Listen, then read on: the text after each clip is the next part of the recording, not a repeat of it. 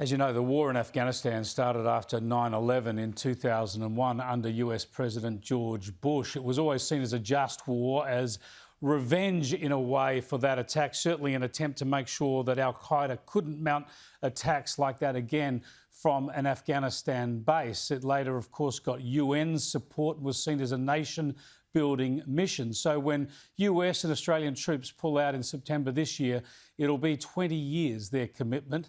What will they have left behind? Well, the former US President George Bush had a bit to say about that overnight.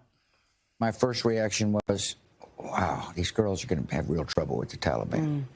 And a lot of gains have been made, and so I'm deeply concerned about the plight of women and girls in that country. You think we should have held off on that decision? Well, I think we'll see. I mean, time will tell. I think the administration hopes that the girls are going to be okay through diplomacy. We'll find out. All I know is the Taliban, when they had the run of the place, they were brutal. George W. Bush there, right to be deeply concerned. One man who says emphatically that it's a mistake to leave Afghanistan now is the Australian Strategic Policy Institute's Peter Jennings, who joins us again now. Thanks for talking to us, Peter. Why is it wrong for the US and Australia and other nations to leave Afghanistan to the Afghans? Because I think there's a high risk that within half a decade, perhaps a bit longer, Afghanistan could then fall back under the control of the Taliban. And we could be in a situation exactly like we were a little over 20 years ago, where groups like Al-Qaeda and now the Islamic State, which also has a foothold in Afghanistan, are able to plan to attack the West from secure positions inside Afghanistan. I would have thought it's almost inevitable rather than highly likely. Yeah, I think so. I mean, it just remains the case that the Afghan government and the military are weak. They need a garrison of forces there, be it American or Australian or European, to help inject a bit of spine into their military capabilities. There's a large part of the country outside of Kabul hostile to the capital. So I think the chances are pretty high that this could happen. And then, just as George W. Bush says, those girls that, we as Western countries encourage the Afghans to put through school, the many thousands of Afghans which helped our military forces, they are going to be in deep, deep trouble at that particular point. And I just think for the cost of 2,500 American troops, which is actually what the Americans bring to Darwin every year with the Marine Corps, it is a better way to protect American and global security interests to have that garrison there. Remembering, Chris, that we're not actually fighting a hard war right now. There hasn't been an American death since February last year. And so this is a sort of a stabilising role, but I think a very important one for the United States and other countries to continue to play.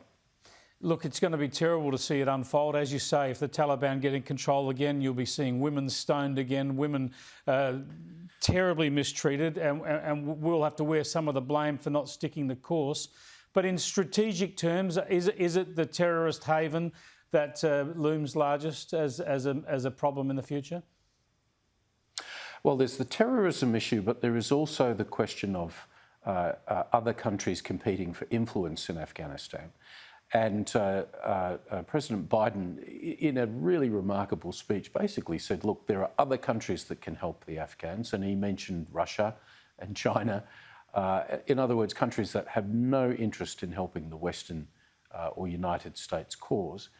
And I do fear that if we see China, for example, actually taking Biden up with his offer, that what you see is a big loser being India, which is all of a sudden going to be completely surrounded by China or Chinese proxies. And you see China being able to deepen its relationship with its closest friend in the Middle East, which is Iran, which has an extensive border with Afghanistan. So it's the old story, Chris, that in Central Asia and in Afghanistan, there have been competitions running for a couple of centuries now for who controls the strategic geography of that part of the world.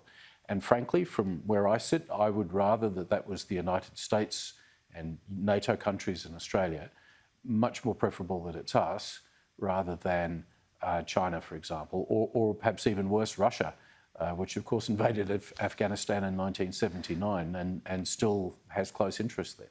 for all the difficulties of getting to some sort of functioning but flawed democracy, both in Iraq and Afghanistan, a precipitous withdrawal just means all of that is squandered. That's right. You know, Chris, the Israelis have quite a neat way of describing the dealing with the terrorism challenge, which is that it's like mowing the grass. You know, there never is an end to the challenge to constantly have to go out and make sure that terrorists are not forming and radicalising in different parts of the world. You don't declare a victory over the lawn. You just keep mowing the grass. And I'm afraid that I think Biden, sort of caught in the own emotionalism of his reaction to Afghanistan, has forgotten that fact, that a small long-term presence might well be the best, lowest cost investment than the challenge of maybe having to go back in again in a big way 5 or 10 years down the track. Peter, thanks for joining us. Thank you, Chris. Peter Jennings there with some very sobering analysis of what to expect in Afghanistan after September this year.